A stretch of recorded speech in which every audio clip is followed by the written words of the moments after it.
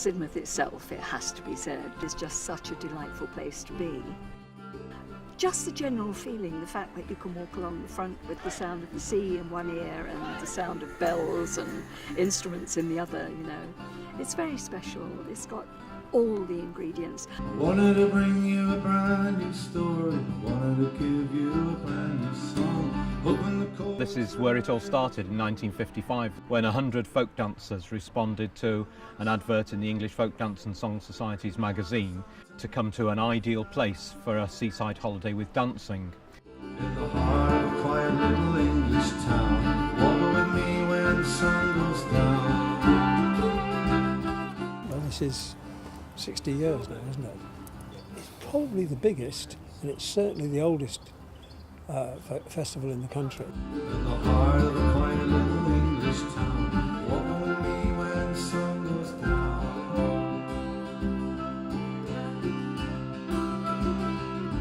In the heart of a quiet little English town, walk with me when the sun goes down.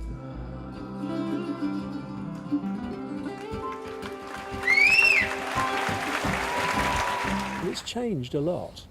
I mean, it started off as a pure dance festival, and song just wasn't allowed through the door.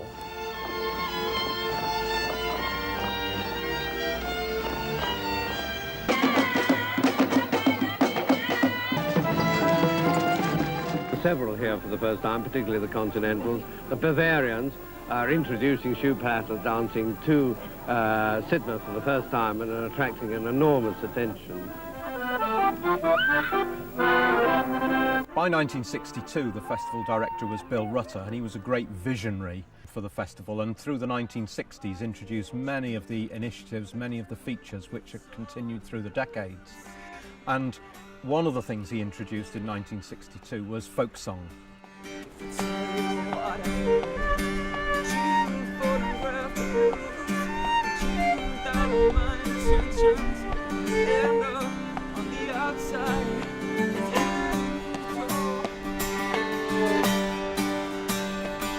Something on those keys, just hands and child, waiting by a perfect life.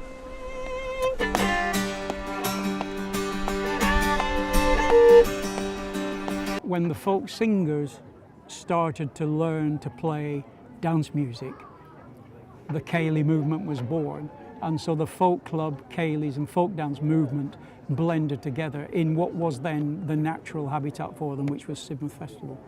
The first festival we ever played as a Ceilidh band, Naive, it was the place that if you were a Ceilidh band, you had to be seen.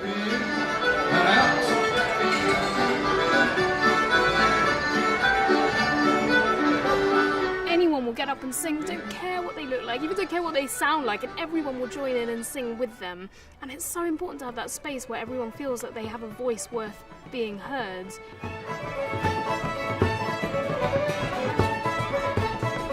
I can go and sit in on an old-timey session, you know, or I can go and sit and play washboard like I did the other night, you know.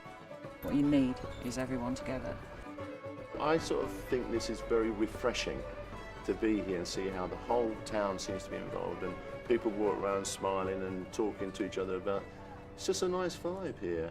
You go around a corner and there's someone playing or busking, there's some Morris dancers there. The town seems to be totally involved, and I think that's what makes it special.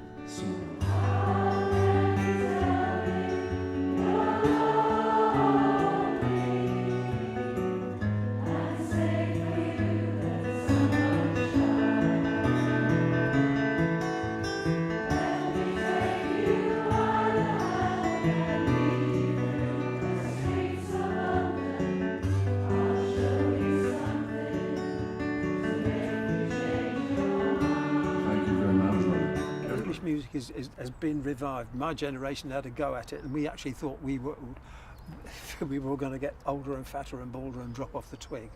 But then this lot came along, having skipped it seemed to skip a generation, and they just picked it up from us and started running with it. It's important to know that the working people of England had a soul, a musical soul.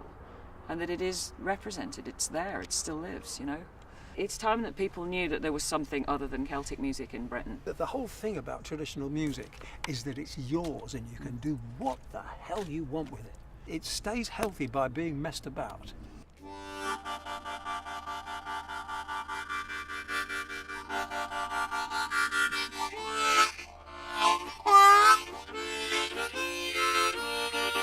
You've got to fight for your rights, my brothers. Yeah. You nail makers remember well the strike of which this tale I tell. How hungry and cold we were that day. 2 drums for time we made our way. Fight for your rights, my sisters. Yeah.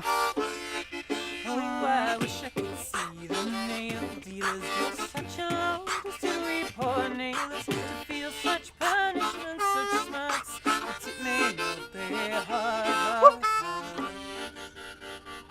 It's possible now to come at English traditional music through indie music, you know, through the indie scene rather than just from the folk scene. Well, the modern scene is very exciting at the moment because there are wonderful singers who are also writing. And that's tremendously exciting. Turns the stuff upside down. September sneaks through my open window, silent and stealthy, and from the night she is dancing through dreams of an Indian summer. Pausing, she leaves a note by the bed. It reads, if you had wings, you could fly to the south. Ducking and diving away from yourself. But it's like somebody somewhere has locked you inside. There's nowhere to hide. There is nowhere to hide.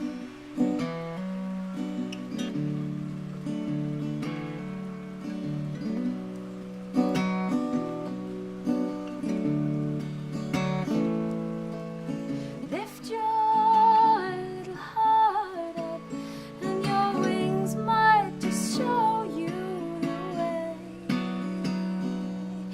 Whoa, fly low, swallow.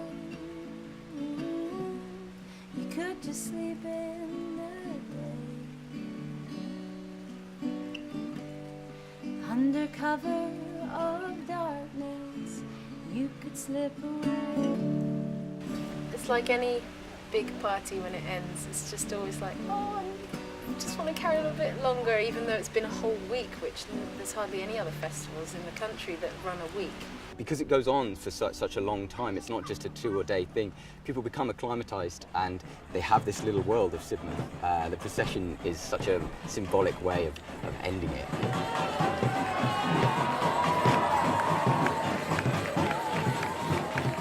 I can't remember when the Torchlit Festival started, but I know that for me, that is an absolutely iconic moment when the festival ends and those torches are doused in the sea. It is always deeply moving.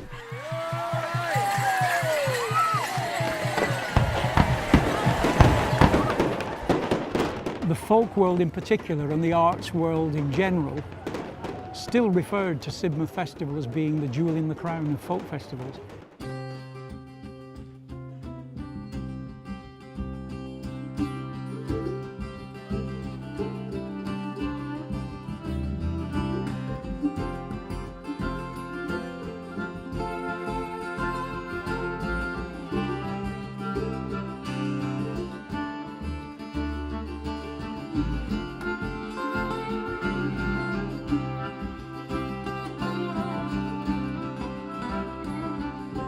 Wanted to bring you a brand new story, wanted to give you a brand new song, hoping the chords would really flow, hoping the words wouldn't take too long.